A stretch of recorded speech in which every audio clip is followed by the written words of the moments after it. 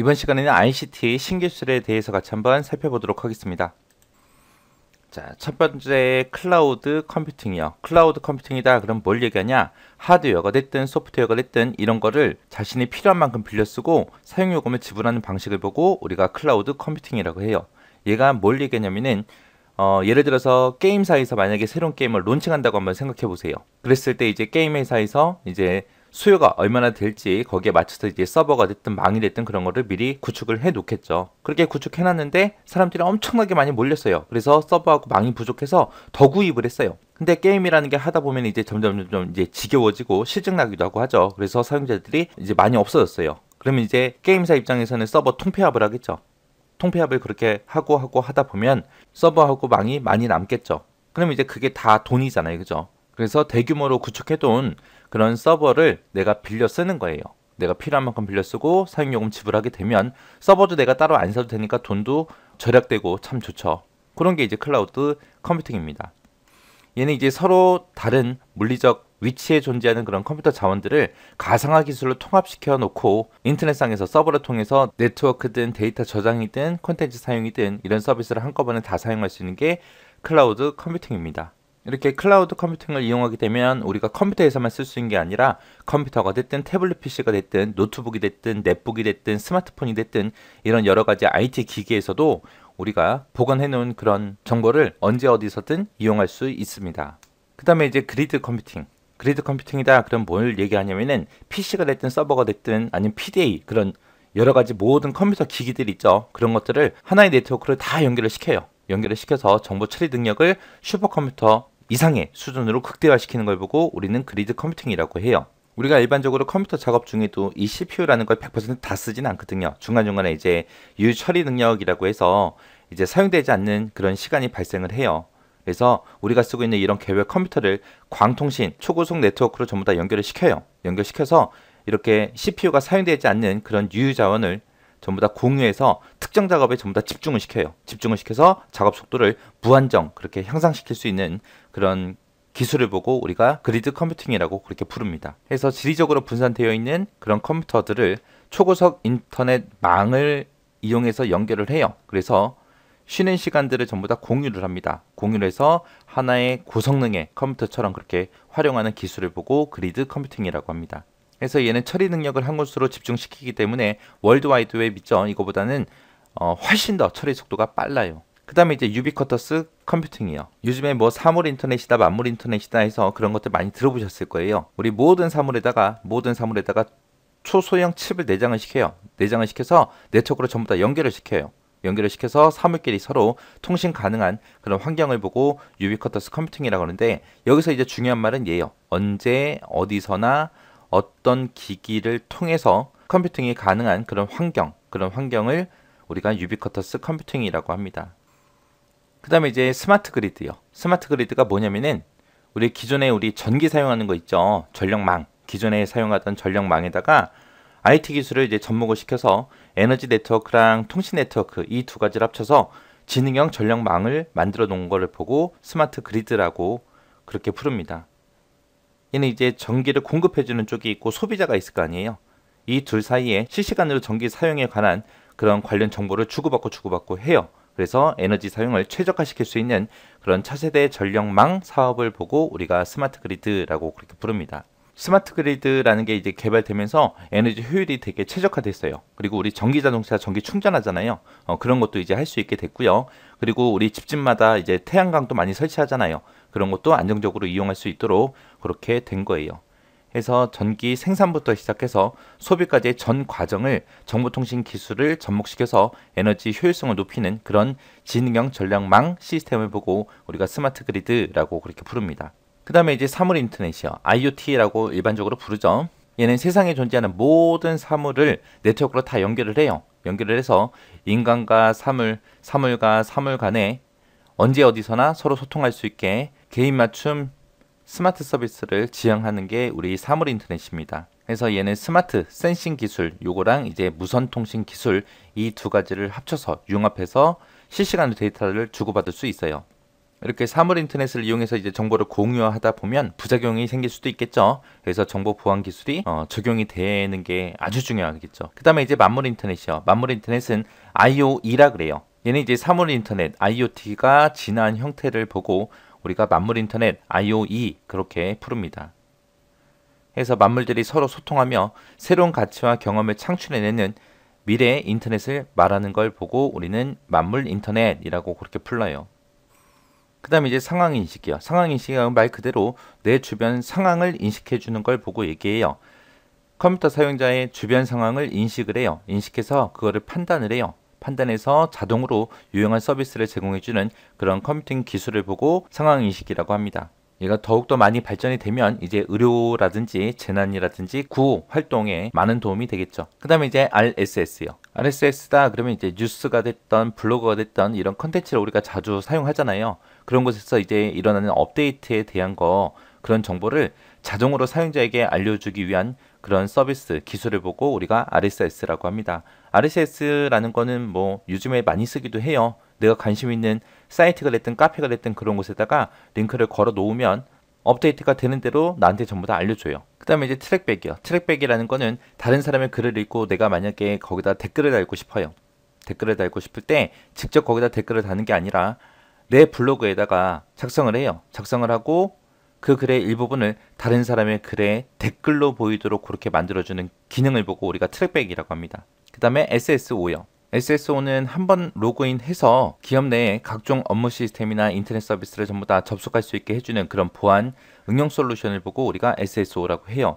요즘에 인터넷 사이트 보면 어떤 특정 회사가 여러 개 사이트 운영할 때가 있잖아요. 그때 이제 우리 아이디 패스워드를 전부 다 통합시켜 버리죠. 그래서 한번 로그인해서 여러 개 사이트나 그런 서비스를 이용할 수 있는 그런 시스템을 보고 SSO라고 합니다. 자, 그 다음에 이제 시멘틱 웹이요. 시멘틱 웹이다 그러면 이게 뭘 얘기하냐면은 우리가 일반적으로 인터넷상에서 내가 뭔가 검색을 하고자 했을 때 키워드로 보통 검색을 하잖아요. 그러면 이제 그 결과로 나온 게 엄청나게 많아요. 일단은 그것들의 이제 제목 보고 링크를 클릭해서 그 내용을 읽기 전까지는 그 문서의 내용이 어떤 건지 정확하게 알 수가 없어요. 정말 나한테 필요로 한 건지 필요 없는 건지 구분할 수 없다고요. 그래서 수십 개의 검색 결과에서 내가 원하는 정보를 찾기가 되게 오래 걸리겠죠. 이런 이제 수많은 검색 결과를 내가 파악을 하는 게 아니라 다른 누군가가 파악을 해주면 되게 좋겠죠. 그런 일을 해주는 게 이제 시멘텍 웹이에요. 그래서 시멘텍 웹이라는 게 컴퓨터가 직접 정보의 뜻을 이해하고 조작할 수 있는 그런 차세대 지능형 앱을 보고 우리는 시멘텍 웹이라고 그렇게 부릅니다.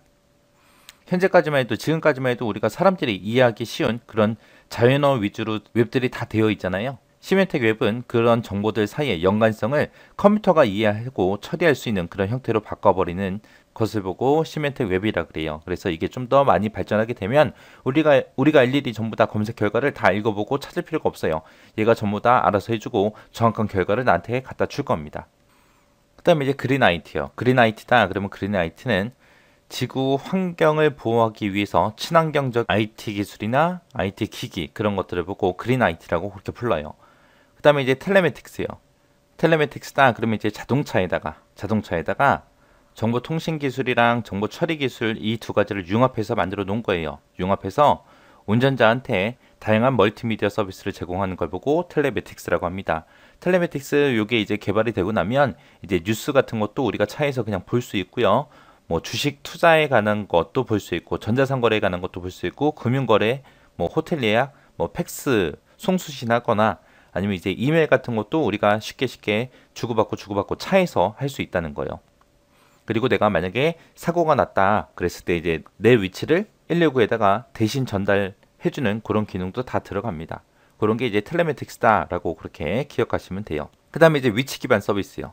위치 기반 서비스는 말 그대로 우리 통신 기술이랑 GPS 그리고 컴퓨터에 저장된 데이터베이스 이런 거를 이용해서 주변의 위치가 됐던 부가 서비스 이런 것들을 제공하는 그런 기술이에요. 그래서 현재 위치 정보가 됐든 실시간 교통 정보가 됐든 이런 다양한 서비스를 제공하는 걸 보고 위치 기반 서비스라고 합니다. 그 다음에 이제 올 IP요. 올 IP다 그러면 이제 말 그대로 전부 다 IP로 묶어버리는 거예요. 우리가 사용하던 유선 전화망이 됐던 무선망이 됐던 패킷 데이터망이 됐던 이런 것들을 전부 다 IP 기반으로 해서 하나의 통신망으로 통합해서 음성이나 데이터 멀티미디어 이런 정보들을 전송하는 그런 기술을 보고 올 IP라고 합니다.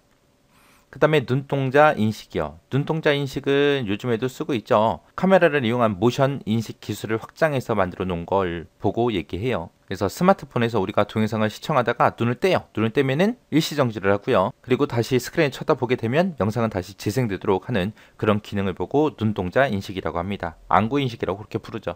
그 다음에 이제 빅데이터예요. 빅데이터다 그러면 큰 데이터를 보고 얘기하는 거죠. 우리 예전에 비해서 이제 스마트폰도 많이 이제 빠르게 확산됐고요. 그 다음에 소셜 네트워크 이런 것도 활성화가 됐고 사물 네트워크 이런 것도 확대가 됐어요. 그래서 데이터가 폭발적으로 많이 늘어났습니다. 기존의 방법으로 데이터를 관리하거나 분석하기가 너무 어려워요. 그런 이제 막대한 양의 데이터 집합을 보고 우리는 빅데이터라고 합니다. 그 다음에 이제 와이브로요. 와이브로는 무선 광대역이라는 뜻이에요. 무선 광대역을 의미하는 거고 휴대폰이 됐든 노트북이 됐든 PDA가 됐든 이런 모바일 기기를 이용해서 언제 어디서나 이동하면서 고속으로 무선 인터넷에 접속을 해서 우리가 서비스를 이용할 수 있는 걸 보고 와이브로 광대역이라고 합니다. 그 다음에 UWB요. UWB는 근거리에서 짧은 거리에서 컴퓨터랑 주변 기기 아니면 가전제품 이런 것들을 서로 연결을 해요. 연결해서 초고속 무선 인터페이스로 개발된 게 우리 UWB입니다. 얘가 뭘 얘기하냐면 우리 컴퓨터랑 우리 TV 무선으로 연결해서 TV를 이제 무선 모니터처럼 그렇게 쓸 수 있는 거 해서 이제 뭐 동영상을 본다거나 게임을 하는 거를 우리가 TV를 통해서 본다거나 인터넷 같은 것도 이제 TV를 통해서 이제 TV 화면을 통해서 우리가 할 수 있는 그런 거를 보고 UWB라고 합니다. 그 다음에 이제 지급이요. 지급이라는 거는 저전력, 저비용, 저속도로 2.4GHz를 기반으로 하는 홈 자동화 데이터 전송을 위한 그런 무선 네트워크 규격을 보고 우리는 지급이라고 합니다. 무선 규격이에요. 무선 규격. 규격을 보고 지급이라고 하고요. 얘는 전력 소모를 최소화한 게 특징입니다. 그래서 저전력, 저비용, 저속도. 근거리 통신과 유비쿼터스 컴퓨팅을 위한 그런 기술을 보고 지급이라고 해요. 얘는 무선 네트워크 규격이다. 그냥 짧은 거리에서 이제 사용하는 거다. 그런 규격을 지급이라고 한다라고 그렇게 기억하시면 됩니다. 자, 이렇게 해서 ICT 신기술에 대해서 같이 한번 살펴봤습니다. 이 내용은 예전에는 많이 안 나왔어요. 근데 요즘에 조금씩 이제 나오기 시작했거든요. 나오기 시작했으니까 앞으로도 출제될 가능성이 좀 높아요. 그러니까 각 용어별로 특징들 그것들 좀 정리 좀 하시고 뭐가 뭔지 구분할 수 있을 정도로 그렇게 학습해 두시면 될 것 같습니다. 자, 유비쿼터스라는 거는 라틴어로 편재하다라는 뜻을 가지고 있고요. 이게 이제 보편적으로 존재한다라는 의미로 이제 사용되는 말입니다. 얘는 이제 사용자가 컴퓨터나 네트워크에 의식하지 않고 장소에 관계없이 자유롭게 네트워크에 접속할 수 있는 그런 환경을 얘기하는 거예요. 그래서 우리가 스마트폰 가지고 인터넷 할 수 있잖아요. 그죠? 버스가 됐든 지하철이 됐든 집이 됐든 걸어 다니면서도 할 수 있고요. 할 수 있잖아요. 그렇게 장소에 관계없이 자유롭게 그냥 네트워크에 접속할 수 있는 그런 환경을 보고 유비쿼터스라고 그렇게 부르는 거예요. 자, 이게 이제 관련된 기술 좀 보자고요. RFID는 사물에다가 전자 태그를 부착해요. RFID가 우리말로는 전자 태그라고 그렇게 부르기도 해요. 전자 태그라는 걸 부착해서 무선 통신을 이용해서 사물 정보나 주변 정보 이런 거를 감지하는 센서 기술을 보고 RFID라고 합니다. 우리가 보통 RFID다 그러면 이제 어디서 사용되냐? 도서관에서 이제 사용돼요. 도서관에서 이제 책 빌리고 반납하고 할 때 그때도 사용되고요. 그리고 우리 버스 카드에서도 RFID라는 기술이 사용이 됩니다. USN이라는 건 유비쿼터스 센서 네트워크의 약자예요.